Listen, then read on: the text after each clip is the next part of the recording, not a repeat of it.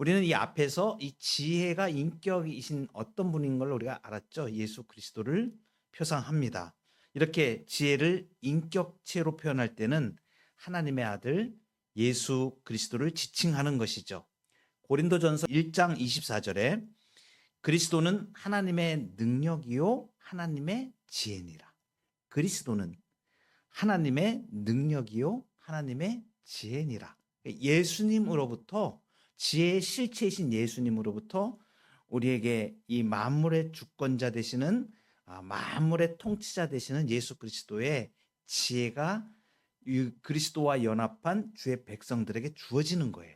그래서 지혜의 실체이신 예수 그리스도를 말씀하십니다. 지혜를 인격제로 이렇게 표현할 때 예수 그리스도, 특별히 누가복음 7장 35절에서는 예수님이 직접 이 말씀을 하세요. 지혜는 자기의 모든 자녀로 인하여 옳다함을 얻느니라. 특별하죠? 지혜는 자기의 모든 자녀로 인하여 옳다함을 얻느니라. 예수님이 지금 예수님을 통하여서 이제 믿게 되는 예수 그리스도의 백성들을 통하여서 옳다라고 인정을 받는다라는 그 지혜를 인격화해서 말씀하시는 거예요. 예수 그리스도 자신을 지금 말씀하시는 거예요. 그리고 이제 또 지혜를 우리가 이야기할 때 인격체로 이야기할 때는 예수 그리스도를 말씀하시는데 또 잠언서 전반에서 또 다른 하나를 표상하기도 합니다. 그것은 뭐냐면 특별 은총의 말씀과 일반 은총을 포괄적으로 표상하기도 합니다. 지혜라는 그 단어 자체가 호크마라고 하죠. 호크마, 지혜. 이것은 인격체로 말할 때는 예수 그리스도를 특별하게 지칭을 하는 것이고, 그리고 특별 은총의 말씀과 일반 은총의 말씀을 포괄적으로 표상하기도 합니다. 자, 그런데 오늘 지혜이신 예수님은 특별한 일을 하시는 그러한 모습을 우리에게 보여줘요. 이 9장 1절부터 오늘 우리가 본 6절까지의 이 말씀을 지혜가 하시는 일에 대해서 이 지혜를 인격체이신 하나님의 아들 예수 그리스도로 이해하지 못하면 이 내용이 자체가 이해가 안 됩니다. 지혜가 집을 짓는다? 이거 무슨 얘기인가? 지금 이런 상상할 수가 없는 일들이 벌어지는 거죠. 해석이 안 되는 거예요. 그런데 이 인격체이신 실체, 예수 그리스도이심을 말하는 것을 분명히 우리가 알게 되면 이 지혜가 지금 집을 짓는다는 게 뭔가를 우리가 알게 되는 거예요. 지혜이신 예수님은 자신의 교회를 세우시는 거예요. 그래서 지혜가 집을 짓는다 이 말씀은 바로 지혜가 지은 그의 집, 이것은 예수님이 피로 사신 교회를 의미합니다. 그래서 이 9장 1절은 아주 짧지만 성경에 있는 교회론의 가장 중요한 핵심을 다 담고 있는 거예요. 지혜가 그의 집을 짓는다. 이것은 교회의 기원과 소유권이 누구에게 있는가를 명확히 밝혀주는 거예요. 교회는 예수님이 직접 세우신 신적 기관이에요. 지금 지혜가 집을 짓는다 그러잖아요. 다른 사람들이 짓는 게 아니에요. 그러니까 예수님이 직접 지으신 신적 기관을 교회라고 말합니다. 그래서 교회는 사람이 만든 모임이 아니에요. 그러니까 신약에서 보면 예수님이 직접 오셔서 베드로에게 말씀하시죠. 이제 마태복음 16장 18절 유명한 구절인데 내가 이 반석 위에 내 교회를 세우겠다. 이렇게 이 반석이라는 건 뭐냐면 베드로를 반석이라고 얘기했잖아요. 근데 베드로라는 사람 위에 세우는 게 아니고 바로 이 말씀을 하실 때 역사적인 그 배경이 있어요. 이 신앙 이것은 너희들은 나를 누구라 그러느냐라고 이야기할 때 주는 그리스도시요 살아계신 하나님의 아들이시니다라고 베드로가 신앙 고백을 해요. 그 신앙 고백 위에 내 교회를 세우겠다는 주님의 선언이에요. 그래서 내 교회를 세운다 그랬죠. 특별히 예수님이 말씀하실 때 내 교회다 그러면 그 소유권이 누구에게 있냐면 예수님께 있는 거예요. 그래서 주님은 사람들이 모여서 교회를 만들라고 하지 않으셨어요. 내가 세우겠다. 예수님이 직접. I will build. 내가 세우겠다. 예수님이 세우시는 거예요. 그러니까 말씀하신 것처럼 지혜의 실체이신 주님이 직접 설계하시고 친히 기초를 세우신 그 기관이 신적 기관이 바로 교회인 것입니다. 그래서 교회는 예수님의 소유예요. 그의 집을 지었다 그러잖아요. 지혜가 그의 집을 지었다. 그것은 남의 집을 지어준 게 아니고 예수님이 친히 자기가 거할 자신의 집을 지은 거예요. 예수님의 집이에요. 그래서 우리가 하나님의 집이라고 교회를 일컫습니다. 살아계신 하나님의 집이다. 디모데전서 3장 15절입니다. 살아계신 하나님의 집. 그래서 교회의 주인은 목사도 아니고 장로도 아니고 헌금을 많이 한 사람도 아니고 이 집을 지으신 예수 그리스도만이 유일한 주인이세요. 항상 이것을 생각해야 돼요. 그래서 교회의 주인은 사람이 아니다. 예수님이시다. 그러니까 우리는 그 집에 초청받은 가족이고 그 집을 구성하는 산돌들이에요. 구성원이에요. 예수님의 가족이에요. 그래서 예수님을 이렇게 말씀하시죠. 몸인 교회의 머리시다. 그러니까 교회는 예수님의 몸이에요. 그러니까 우리를 불러서 예수님의 몸이야. 우리가 다 예수님의 몸을 구성하는 기관들이야, 다. 머리는 누구세요?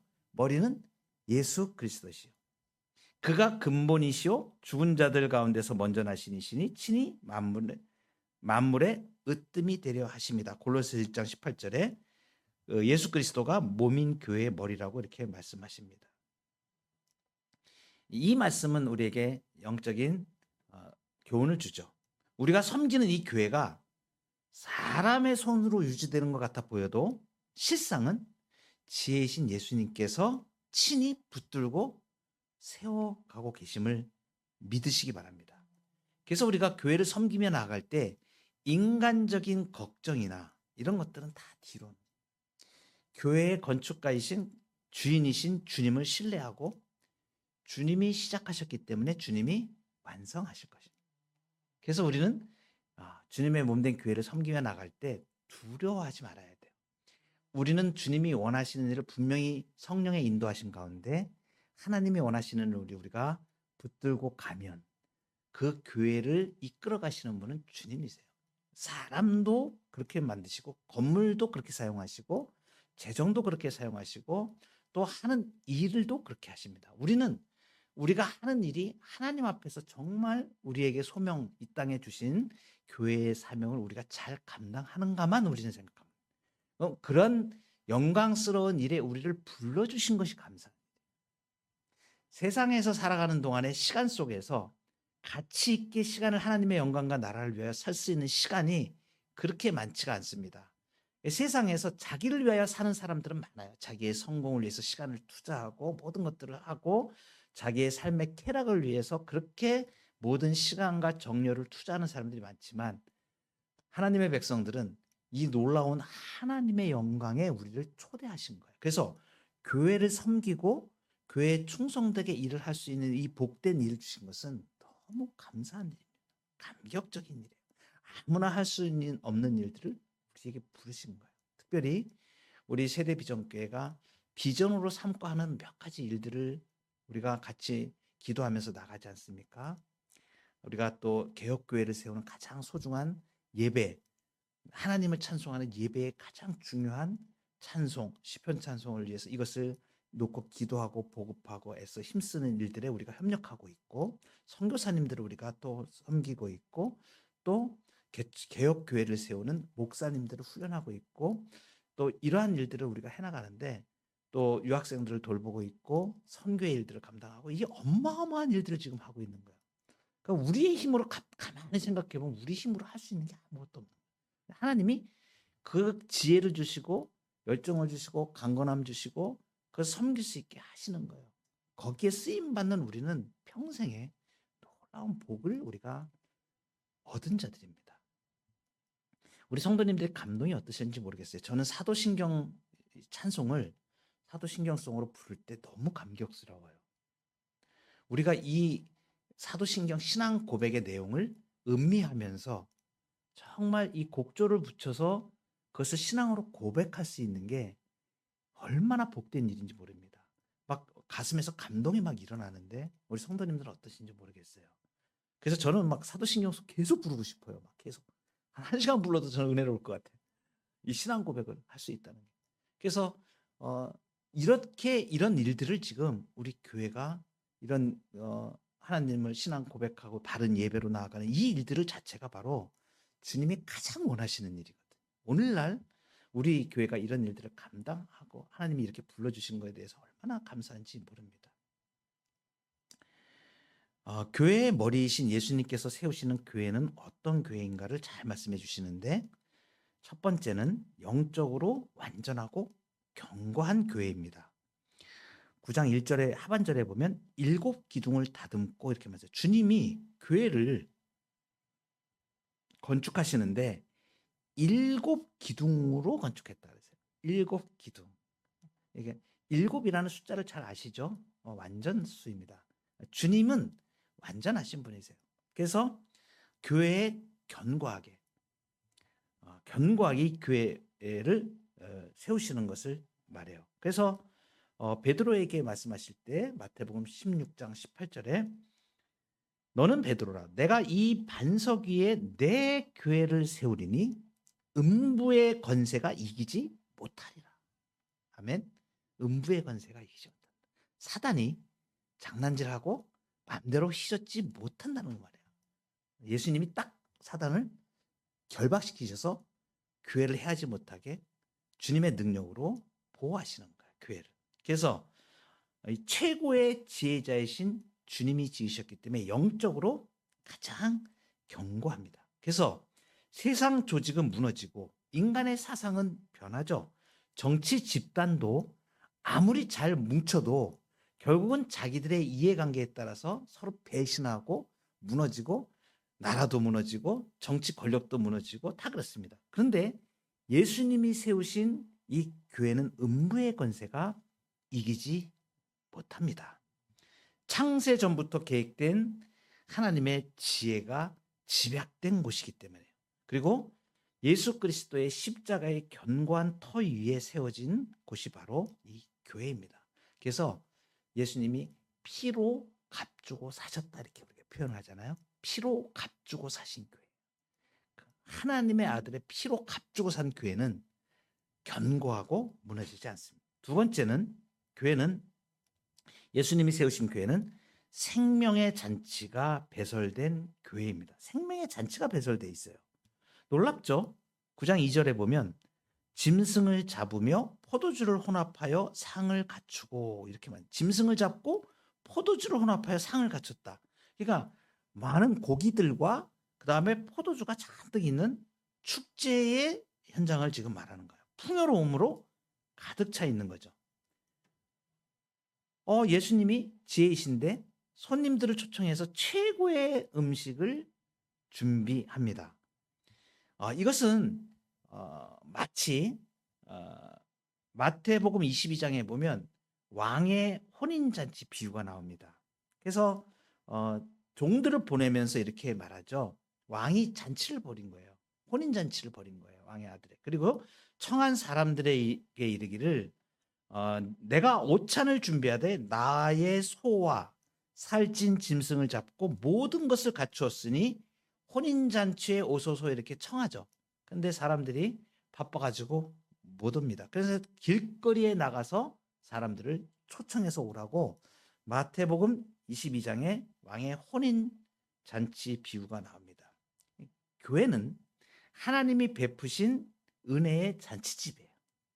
하나님이 우리를 위해 친히 상을 차려주신 것이에요. 예수님의 공로로 구원의 은총이 이미 완벽하게 이렇게 차려져 있습니다. 그러니까 풍성한 양식이 있죠. 그래서 교회에서 하나님이 주시는 양식, 하나님의 말씀으로 영혼들이 소생하고 살아나는 거예요.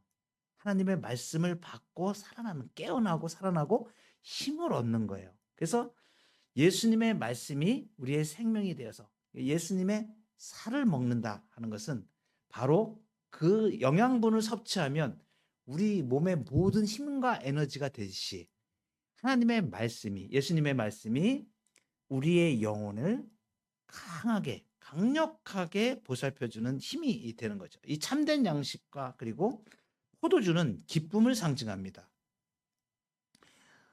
세상이 줄 수 없는 영혼의 기쁨이죠. 이것은 사죄의 은총, 죄사함의 은총, 진정한 영혼의 자유, 모든 죄에서 해방되고 율법의 저주에서 해방되는 자유를 말하는 거예요. 그래서 이 포도주는 기쁨을 말합니다. 예수 그리스도의 보혈의 은총으로 사죄의 은총을 받고, 그죠? 모든 죄사함을 받고 해방의 은총을 받았죠. 그죠? 해방의 은총을 우리가 누리는 거예요. 그래서 세상에서 굶주리고 지친 영혼들이 어때요? 세상에서는 맛있는 거 육신의 것을 위해서 맛있는 거 많이 먹어도 집에서 그 영혼이 쇠퇴하여서 아무리 육신적인 쾌락을 누려도 영혼이 만족하지 못하면 그 사람은 불행한 거예요. 그죠? 그러한 사람들이 주님의 교회에 오면 그 굶주리고 지친 영혼들이 생명의 잔치가 열리는 이 교회에 와서 예수님이 주시는 영혼의 양식을 먹고 말씀으로 배불리고 그리고 사죄의 은총을 받아서 기쁨과 감사한 사람으로 이렇게 자유를 누리게 되는 영혼의 만족을 누리게 되는 이것이 예수님이 잔치를 배설하신 거예요. 예수님이 교회의 머리이신 예수님께서 세우신 이 교회는 세 번째로 세상에 복음을 전파하는 교회입니다. 9장 3절에 보면 자기의 여종을 보내어 성중 높은 곳에서 불러 이르기를 이랬습니다. 그러니까 1절에서는 집을 완벽한 집을 지었죠. 그리고 2절에서는 풍성한 잔치상을 차렸죠. 이제 무엇이 필요한 거예요? 이 잔치에 맛볼 사람이 필요한 거예요. 그래서 사람이 와야 되잖아요. 그래서 이 3절은 바로 교회의 가장 역동적인 사명, 전파와 초청을 보여주는 거예요. 그래서 교회는 우리끼리 잘 먹고 잘 사자 이게 아니고 세상으로 보냄을 받은 공동체예요. 항상 이것을 명심해야 됩니다. 우리는 교회에 와서 예수 그리스도의 능력으로 우리가 영혼의 자유와 모든 생명을 얻고 이 생명을 어떻게 한다고요? 나눠주는 거예요. 흘려보내는 거예요. 그래서 생명을 전파하는 자들이 되는 거예요. 이 세상으로 보냄을 받은 공동체입니다. 예수님이 부활하신 후 제자들에게 말씀하셨죠. 아버지께서 나를 보내신 것 같이 나도 너희를 보낸다. 나도 너희를 보내노니. 세상의 보냄을 받은 자, 이것이 바로 교회의 정체성입니다. 오늘 그 9장 3절에 보면 성중 높은 곳으로 갔다 이렇게 얘기하잖아요. 이것은 뭐냐면 잘 보이는 곳, 그리고 가장 소리가 잘 들리는 곳에서 외치는 거예요. 공적으로 막 선언하는 겁니다. 그러니까 복음은 부끄러워서 숨기지 않고 세상의 한복판에서 담대하게 예수 그리스도를 자랑하고 선포하는 거예요. 이것이 살아있는 교회의 모습이에요. 올해 상반기, 올해 2026년에 우리 세대비전께서 가장 역점을 많이 두는 일이 바로 이 일을 할 것입니다. 그래서 그림 1:1 복음 전도를 통하여서 이제 복음을 선명하게 내가 알고 그리고 복음을 입을 열어서 복음을 전할 수 있어야 돼요. 복음을 전할 수 있어야 됩니다. 죽음 가운데 있는 오늘 오전에도 우리가 설교를 했지만 사망의 지배 가운데 있는 사람들에게 그 생명을 주는 것은 바로 복음을 잘 전하는 거예요. 그런데 우리가 내가 믿는 바, 내가 믿고 구원받은 바를 정리해서 잘 말할 줄 모르잖아요. 어떻게 말해야 될 줄 모르잖아요. 내 사랑하는 내 가족들과 내 친척들과 그죠? 내 가까운 이웃들과 내 친구들에게 이 생명을 나도 전해줘야 되는데 어떻게 전하는가? 그것을 올해 우리가 중점적으로 훈련하고 하게 됩니다. 누구나 다 할 수 있습니다. 그래서 첫째는 내가 복음을 확실하게 인식하는 거예요. 그래서 내가 먼저 이 복음의 내용을 선명하게 붙들고 내가 그것이 내 것으로 되어서 이제 내가 자동적으로 입을 열면 이 복음이 그 사람에게 맞게 줄줄줄 이렇게 나올 수 있는, 그래서 정확하게 복음이 전해져야 돼요. 지금까지 많은 사람들이 그냥 교회에 와봐, 이걸로는 안 됩니다. 왜냐하면 진짜 중요한 거는 하나님이 우리를 구원하시는 복음의 그 내용이 직접적으로 전해져야 돼요. 이것이 이제 매우 중요한 일입니다. 그래서 이제 우리가 가족 전도가 제일 어렵잖아요. 그런데 이제 우리가 훈련을 하게 되면 지금까지 내가 부족했던 점이 뭐고 내가 입이 열려지지 않았던 게 뭐고 이걸 알게 돼요.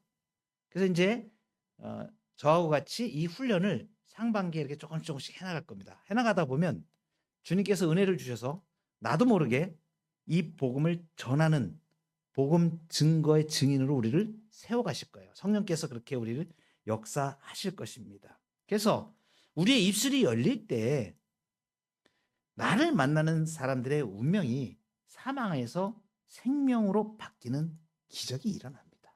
우리는 그런 기적을 주님의 능력으로 행하는 사람들로 우리가 나아갈 것입니다.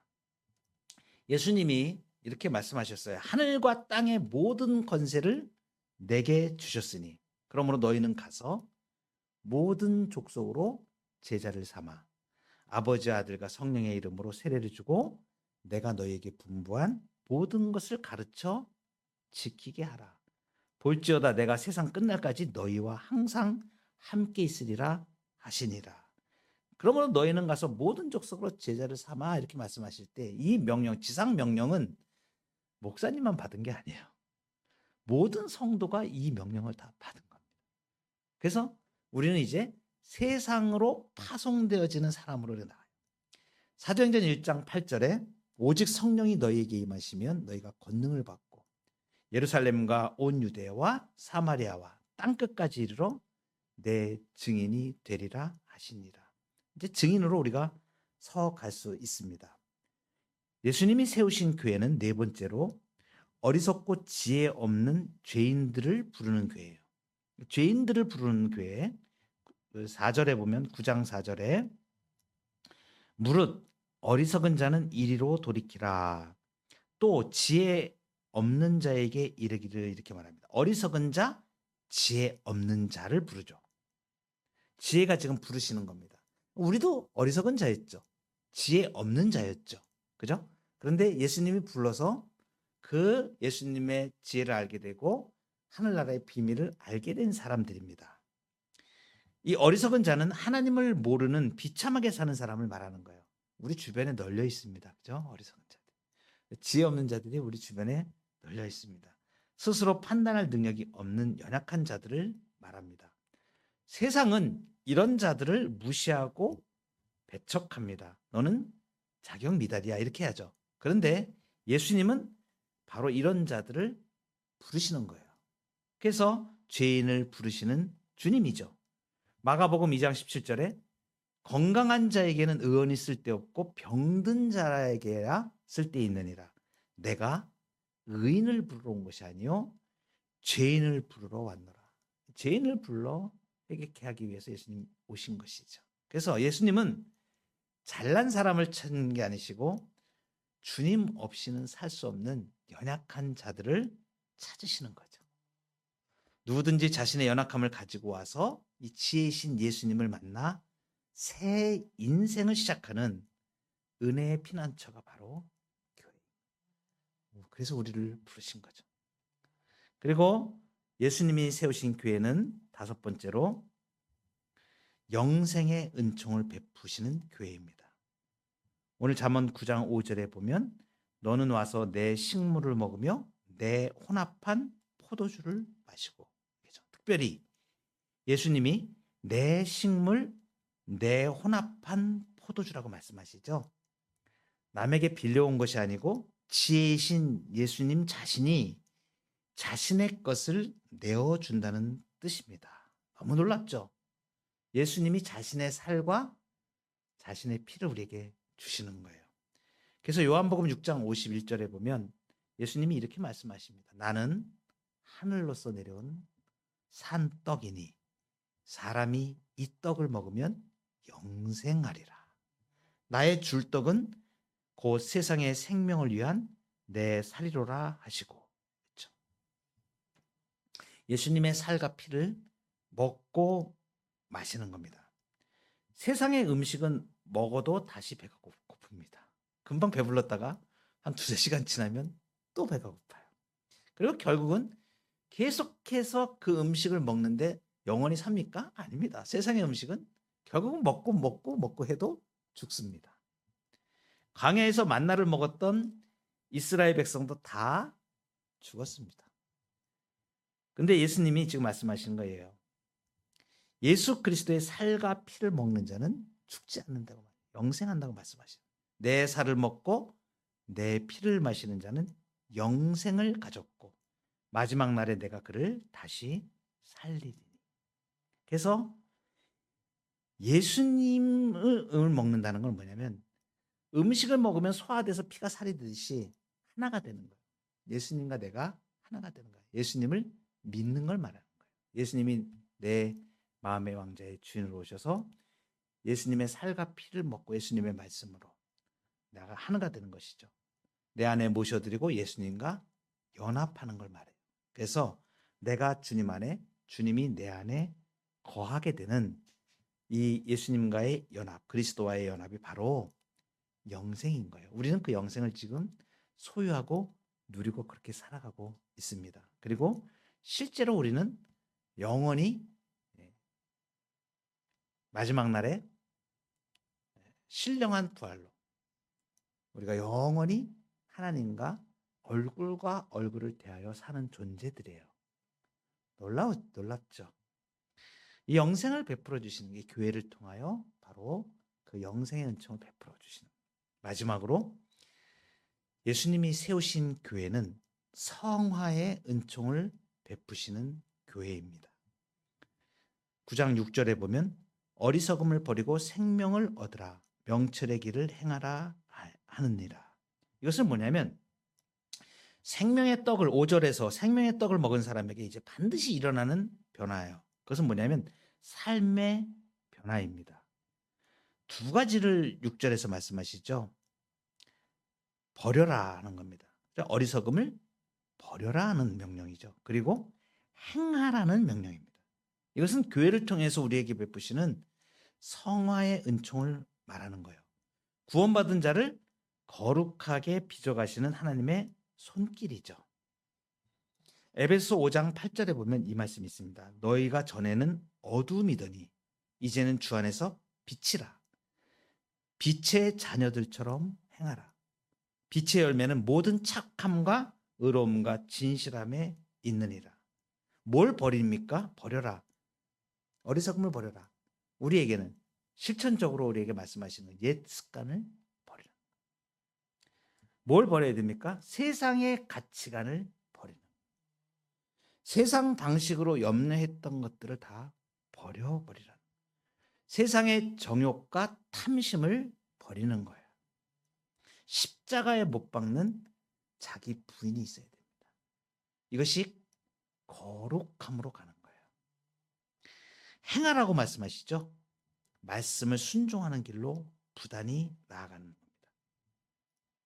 우리가 교회 신앙생활을 하면서 거룩해지려고 우리가 이렇게 몸부림치고 하는 것들은 구원받기 위한 것은 아니에요. 이미 우리는 구원을 받았습니다. 이미 얻은 생명을 가장 풍성하고 활기차게 누리기 위해서 우리가 거룩해지려고 몸부림치는 것입니다. 그래서 성화는 거룩해지는 것은 우리를 얽매는 굴레가 아니라 우리를 죄로부터 자유롭게 하는 능력입니다. 그래서 교회는 바로 이 성도들이 명철의 길을 잘 걸을 수 있도록 가르치고 훈련하고 격려하는 거룩한 훈련소예요. 칼빈 선생님은 이것을 학교라고, 평생 학교라고 얘기했습니다. 거룩함으로 나아가는 배우는 학교인 것이죠. 오늘 오전에 설교 말씀을 마치고 한 성도님이 저에게 말씀하시는 거예요. 오늘 은혜가 왕노릇하는, 은혜가 의를 통하여 왕노릇하잖아요. 그래서 삭개오를 통해서 그 말씀을 해드렸잖아요. 예수님을 만나고 가치관이 바뀌어서 옛 습관을 버리고 주님이 좋아하시는 그 일로 바꾸잖아요. 그래서 자기 자신의 가치관이 바뀌어서 자기의 재물을 내놓고 가난한 자들에게 절반을 자기 재산의 절반을 나눠주겠다 그러잖아요. 자기가 남의 것을 취한 게 있으면 4배를 갚겠다고 얘기하잖아요. 이런 변화가 어떻게 일어났는가 이런 얘기를 우리가 오늘 설교 말씀에서 오전에 나눴습니다. 예배가 끝나고 한 분이 저에게 말씀하시는 거예요. 말씀을 들을 때마다 너무나 도전이 되는데 그렇게 해야 되는데 잘 안 됩니다. 이렇게 얘기를 해요. 그랬어요. 성령을 의지해서 결단하세요. 그래서 이 말씀이 들려지는 건 뭐예요? 자꾸 우리를 자극하는 거죠. 찌르는 거죠.